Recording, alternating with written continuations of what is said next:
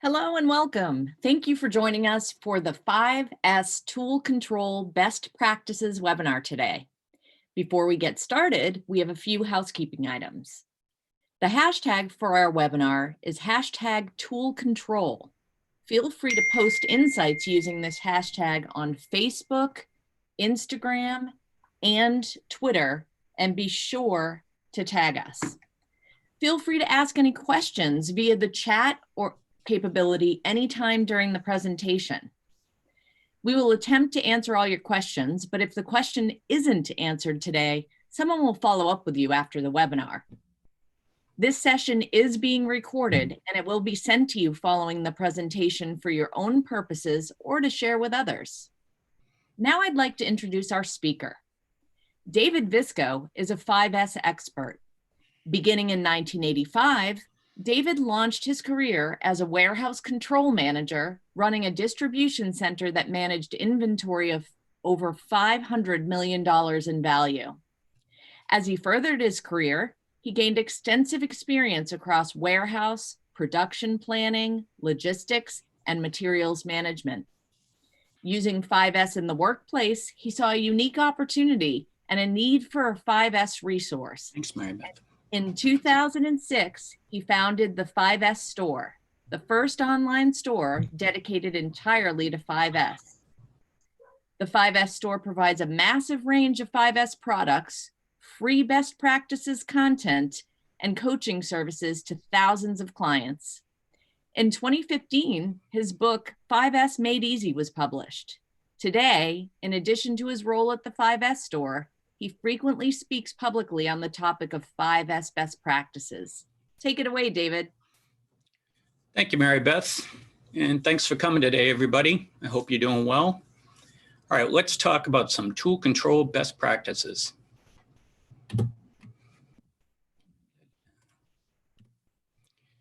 So our agenda today, why tool control should be part of your 5S system, different methods of tool control, what is best for when, the benefits of color coding tools, the methods to help sustain tool control standards, how tool control can help reduce cross-contamination in the workplace. It's a pretty hot topic these days.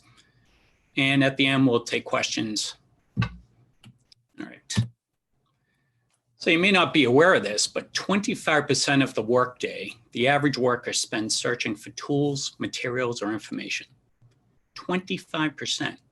Imagine if you have 10, 50, or 100 employees or workers on the floor, how much time is being wasted just searching for tools, materials, or info?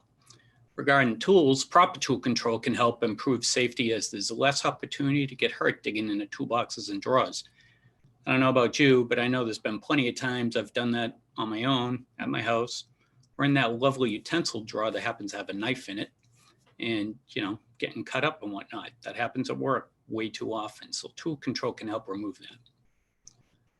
The morale of your team is going to increase too, because as tool control reduces the stress of searching for what's needed to do the job.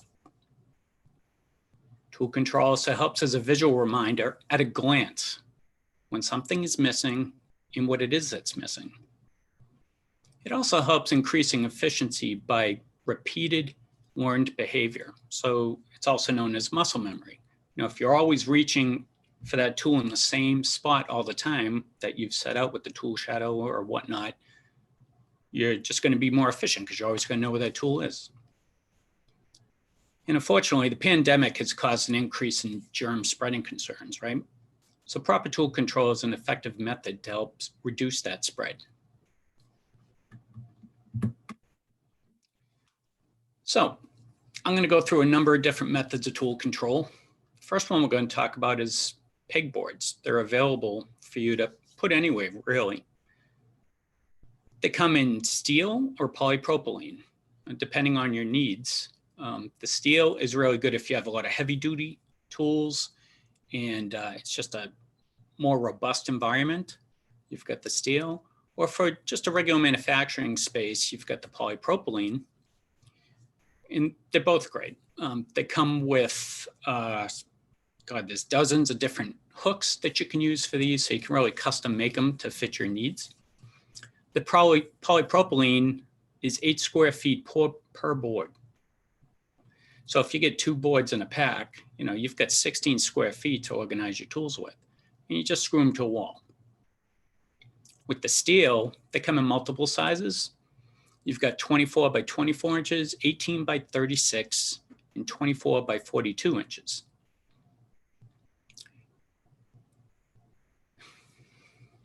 Okay, so we're going to move on from there. You've also got those boards, the steel ones, that can be configured into these efficient, space-efficient mobile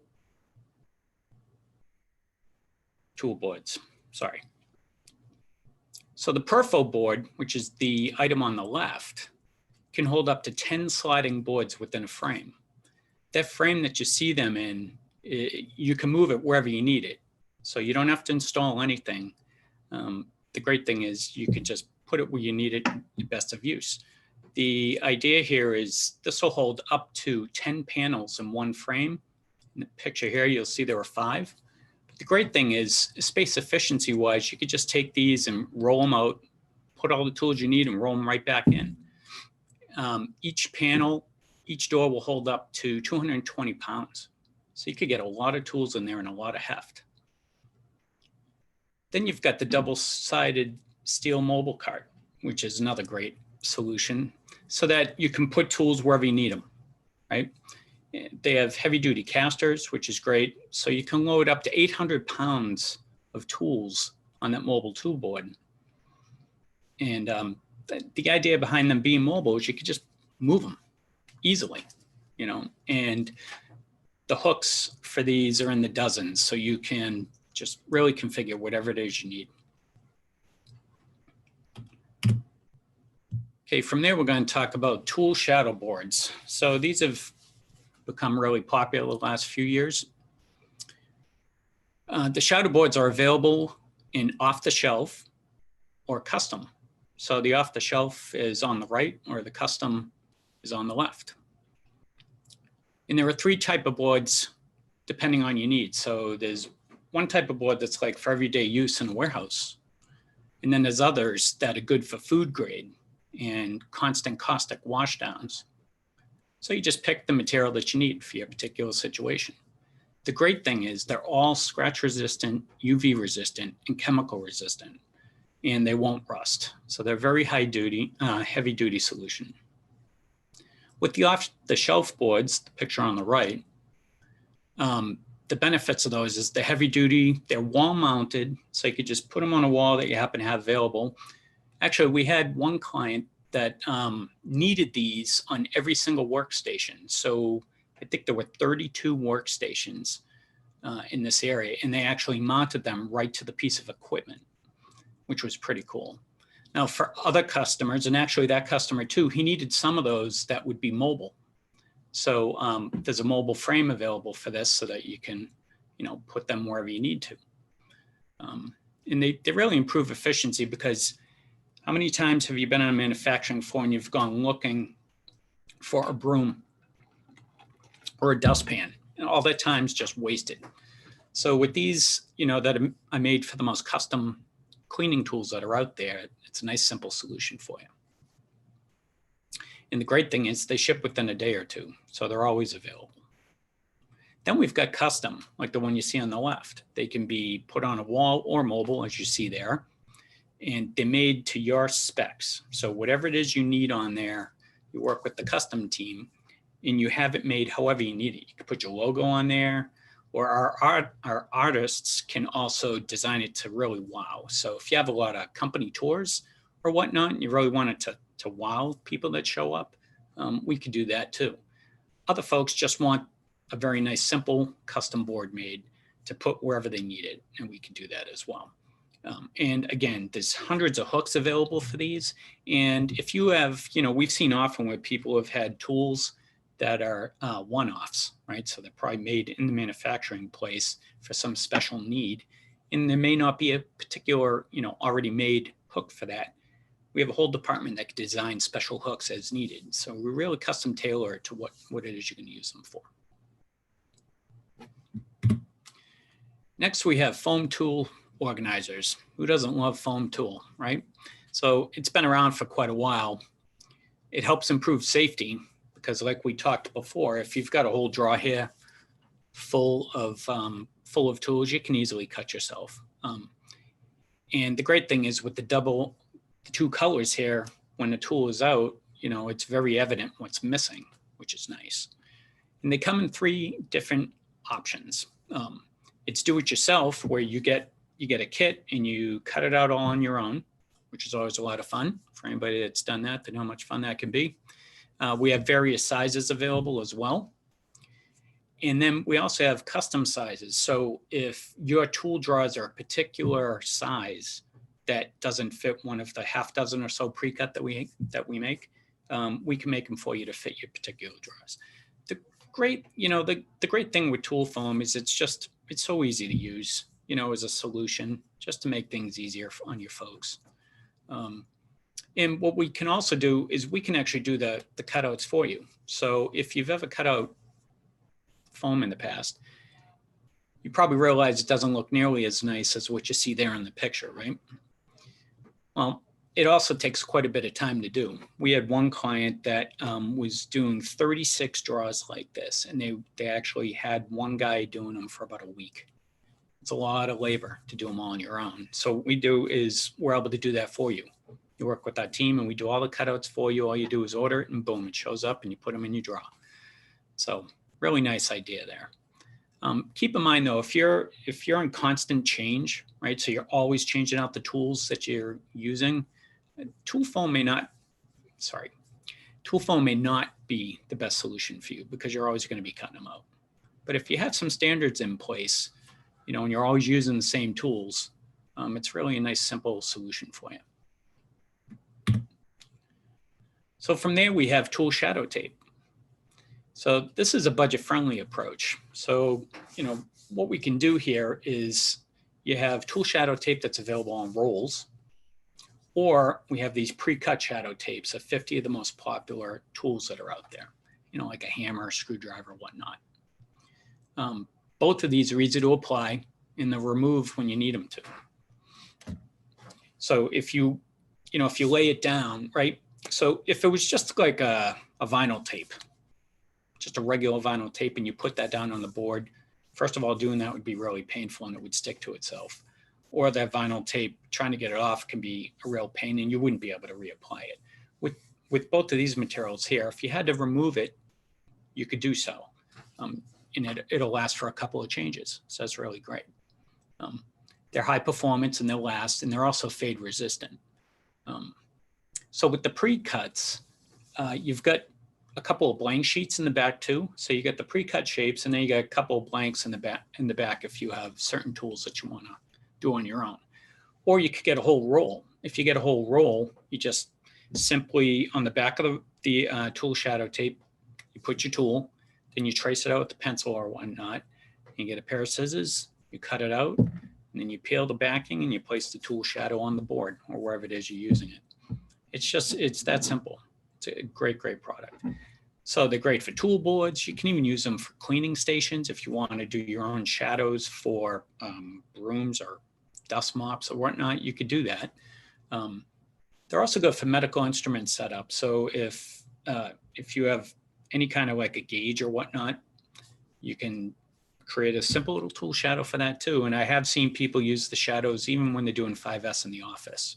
So if you want to turn around and put a tool shadow down for where your stapler is going to be, have at it. One thing I would suggest you do though is you want to label that tool shadow with the word stapler on the shadow itself, not below it. Okay, because the idea is when it's missing, you want to know what it is that's supposed to go back there. Okay. And the thing is this is a nice, neat, and easy way to organize your workspace. And they're also available in many different colors. So the idea there is if you're trying to color coordinate or keep certain tools in certain areas, you can have the color coordinating there to keep everything in place. Then we mentioned color coding there. You can also color code your tools with items such as Plasti Dip, pretty common material. The idea here is You'll take the tools, you'll dip it in the color that you want, and then you dry, and there you go. Now you get a nice color-coded tool. There's even a color-coded tool, make your own color kit, which is pretty sweet. So you go through all the basic colors and then you can mix them and whatnot and make certain colors for certain departments. So what we see people doing a lot is, let's say they have a bunch of work cells, and in one work cell, maybe they decide that work cell is going to be green. Okay. So you might use the plastic dip and green dip your tools and add color-coded cleaning tools as well with green. So you'd have a green barrel, green push broom, green dustpan, etc. And the tools would also line up with that too. I've also seen people just use colored vinyl tape to mark the handle of a tool. So that works as well.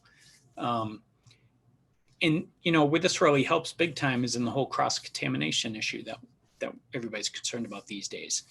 If each of your work cells has a standard of being a certain color, you should never see your color in somebody else's work cell, right? If that happens, that means that some standard that you put in place broke down. So this is a nice tool to use, if you will, for raising issues to the surface. Because if somebody's grabbing your tool, that means they've either lost theirs or they just need your tool as well. Who knows what? But the idea is to keep the tools organized and sufficiently marked for your particular work cell so that it reduces cross-contamination, because you don't want to be touching somebody else's tools, at least not in today's world. Okay. All right.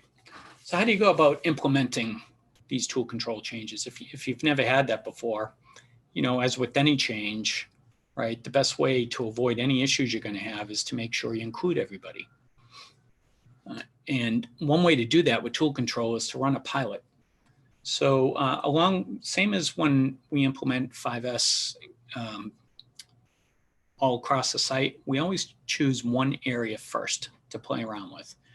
And the best way to do that is pick one area that you know that you can succeed in, right? Something that's not overwhelming, okay? And what you can do is get everybody that's in the area together, okay? And you're going to talk things through. So first you'll have your kickoff. And then from there, what you're going to want to do is find a leader. Get somebody in that group that's going to kind of be the lead and help keep things moving forward once the implementation is done. Then, like I said, build consensus, right? Have an open discussion, reviewing the benefits of tool control with everybody. So we've already gone through a bunch of benefits there, so you could go back through the slide and share that. But you want to make sure, you know, with any change that you make, that people understand why they're even going to bother doing it, right? Not just because the boss said so, okay? As with any change, you want to make sure people are all on board. So to do that, have a brainstorming session. Get everybody feeling comfortable with giving their ideas, discussing their concerns, right? As it says, handle objections. You want to make sure everybody's objection is addressed and that you just figure out exactly how you're going to do it and what's going to work and what isn't. From there, what I'd suggest doing before you start implementing the tool control itself, have a red tag event, right? It makes no sense to put a tool that you never use into a tool control situation. So why not have your red tag event, clear out, go through all the desks, all the toolboxes, everything that you have, and make sure that you only have the tools that you need. And then once you've done that, you know, you've set it up for success. You went through all these steps and you're good to go to implement it. From there, you want to document and roll out the program across the site, or maybe just the next work cell or the next department. You don't have to do the entire company all at once after you've done your pilot. You can pick and choose depending on the size of your place and you know, what any of your challenges might be or production needs or whatnot. But as with any new policy, you'll want to get it documented and then communicate it to all the employees that it affects, right? Maybe a lunch and learn. It's a nice way to implement something new. Get everybody together, have some pizza or whatnot, and talk about this new thing that you're going to implement. And make sure that it's an open quorum. People should really feel comfortable asking questions, right? Because maybe during the pilot, some questions weren't brought up. So as you're rolling it out to more people, you know, it's continuous improvement, right? So you're always supposed to be making it better, a little bit better every day. And frequent updates on progress helps to put some social pressure on those that have not yet adopted. So what's that mean? You want to make sure that this becomes part of your everyday life and what everybody does. So to do that, you're going to want to monitor the situation. Okay. And you want to make sure that people are following the standards. So how do you do that? You're going to have to sustain, right? Put controls in to sustain it.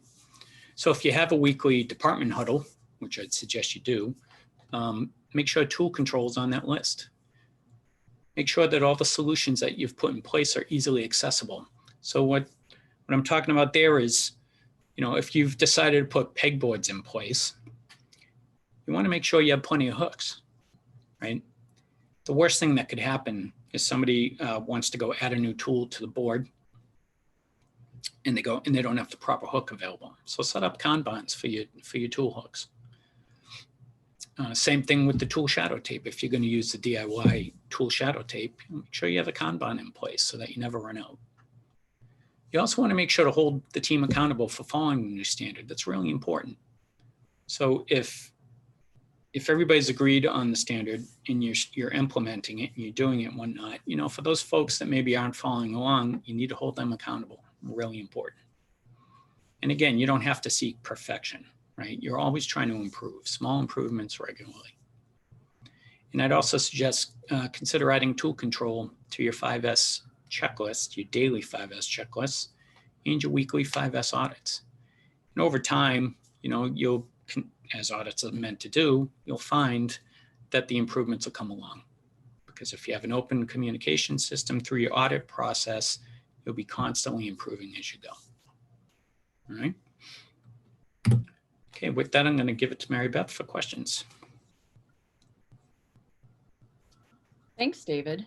And thanks to the viewers who are sending in questions as we speak. So let's get started with David responding. Our first question for you, David, is explain how Kanban can be used in sustaining tool control. Well, the only place where Kanban is going to come in play is just making sure that you never run out of the tool control tools, if you will, that you've decided to use. So let's say that as a team, you've decided you want pegboards. So you want to make sure that you use Kanbans to keep track of when you need to reorder the pegboards or the tool shadow tape or any other material there. Kanban's just really in place just to make sure that you never run out of the materials that you've decided to implement. As far as tools itself, if that's what you're talking about, that's a different situation. Tools itself is like, and I'm not sure if that's what the person meant, like, how do I use Kanban to make sure I never run out of hammers, screwdrivers, nuts, or that type of thing? That's like any material that you want to put under Kanban and control. You just set the Kanbans in place. I'm not sure if I totally understand the question. So, thanks, David. We have another question that has rolled in about 5S basics. You had mentioned a red tag event. Can you please explain what a red tag event is? Oh, sure. Okay, sorry about that. Sometimes I assume from the 5S store that everybody knows what that is, so shame on me. So red tag event is part of the first part of 5S, which is for sort. So the idea with the red tag event is you get a handful of red tags handy and pens and whatever, and then you get the group together and everybody goes through the chosen area all at once. So you're opening up every drawer, every cabinet, every crevice, every corner, top to bottom, left to right. That entire area should be touched to find anything at all that isn't needed to get the job done. And on the red tags, they have certain dispositions for them. So what you do is you would have a red tag area. So anything that you think should be in the red tag that should get red tagged to get moved to the red tag area. And then the supervisors and the people in the area will actually figure out what should be done with those tools. Maybe You don't need them anymore, so you can have a giveaway, a company giveaway. Or maybe there's other departments that need them. One of the great things with red tagging is a lot of materials show up that nobody knew was there. And then once you catalog them and you keep track of them, you can save a ton of money because other departments might need what it is that's hidden in your department. So that's why I'd suggested red tagging first so that you get everything out of there before you set it in order. Great. Thanks, David. Here's another good question about how you use boards. If I have a tool that I'm constantly using, am I supposed to take it off the board, use it, and then immediately put it back? So that's a great question. We actually get that question a lot. And the answer there would be no. So if you're continually using a tool, I mean, all day long, maybe putting it down for a minute or two and using it again and whatever, you're not going to keep putting it back in the shadow. That's just silly, right? The idea would be that if you have to leave the work area for a bit, either go to the restroom or break or leave for the day for that matter, you want to make sure that you always have all your tools put away neat and orderly. So if anybody else should need them, like a second shift, for example, they know exactly where to find them. Great. Here's our next question. So here's somebody who's looking for some real honesty. They said, how difficult is it really to do your own cutouts in foam? Well, for anybody that's done them, you could also answer the question. It can be painful. It depends on what you want, though. So if you don't care how it looks, right, and you just want the function, which is fine, by the way. It doesn't have to be beautiful, not by a long stretch. But if you don't care how it looks and you've got the time to do it, you can do it, but it takes time. It's easy enough to cut. So if you have a utility blade or an X-Acto knife, you can cut them out easy enough. It does take an effort. And if you have a lot of draws to do, it's going to take you some time. And truth be told, your hands will get a little worn as you're going on from one tool draw to the next. But if you don't have to do a lot all at once, there's no reason why you can't. It isn't that difficult. It just takes time. The next question that's come in asks, what type of businesses do you think benefit most from using tool control methods? Wow, that's interesting. Let's see. Well, if we're talking like hand tools, it would be any manufacturing facility, really. I mean, anytime that you have a lot of different tools that you're using and that other people need too, you want to make sure that you've got some controls in place so that you know exactly where to go and where to get your tools. The other benefit of all this, of course, is that you can work more efficiently if you know exactly where your tools are, like I mentioned. So really anybody that has tools in their operation should put tool control in place because it'll just make life easier for them. Where I've seen tool control used a lot is in food service industry. So they got the color-coded cleaning tools for food service. And that works out really well that way because you need to have line clearance in food manufacturing. Because you don't want like a squeegee, for example, from one department making its way over to another department that's using, different meats and whatever they're doing there. So it's really pretty broad. There isn't one in particular. If you keep losing your tools and you're always searching for your tools, regardless of what company or business type you're in, you need tool control. It's really that simple. I think I need tool control in my garage, David. I hear that a lot. So our next viewer asks, what's your favorite tool control method? What works best? Oh, that's great. Well, I guess I would decide on the need. I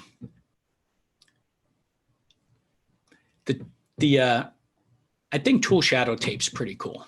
It's super easy and you get the user involved and you can just make it your own, which is all part of it, right? You're developing it, designing it, and making it your own. Excuse me, from a DIY standpoint, doing it yourself, I think that's great.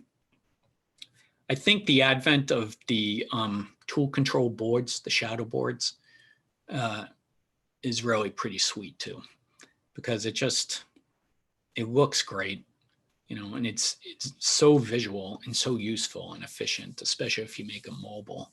I guess those would be my two, you know, the DIY shadow tape and the tool shadow boards. They're really pretty neat, very useful. Great. And we're on to our final question here. What are some ways to reinforce tool control in a business that runs multiple shifts? That's a great question. Yeah, we see that a lot, right? Shift change. The best thing to do there, if you've got, like, let's just say shift 1 and shift 2. Shift 2 would do a daily checklist. So when shift 2 comes on, they would have this checklist where they would verify that, I mean, it should be for any of the 5S categories, but for tool control, for example, let's just say you made a tool control checklist, 4 or 5 things you got to check off. You know, all the tools will put back properly. There was nothing missing, et cetera, et cetera. You just make this checklist. And the second shift, when they come in, they would fill that checklist out. And there should also be a place there to make any notes that they might want to make. And then then maybe there's a third shift too. They would do the same thing. So in the morning, when the first shift comes back in, they're going to be doing the same thing for the third shift. So the first shift would wind up doing a 5S checklist for the third shift. So everybody's checking on each other to make sure that the tool control standards that were put in place are actually working and that they're being followed. And it's really important that the management and supervisors make sure that everybody knows this isn't to pester one another or to point fingers. It's all about just improving it for one another so that everybody can have, you know, an easier, more efficient day due to these new things that are put in place. So over time, that'll help a lot. And that was our final question, David. Okay, well, that's great. Thanks for all the questions. I wanted to just give you guys some ways to reach out to me and my team. So like Mary Beth mentioned, I've got the book 5S Made Easy. We've got free online 5S best practices on our 5S Blackboard, which is pretty sweet. A lot of pictures on there and before and afters and blog and all sorts of good stuff, including other webinars. You can reach out to me. I love to hear from people. So either call or just, you know, send me an email. And you could get supplies, of course, from the 5sstore.com.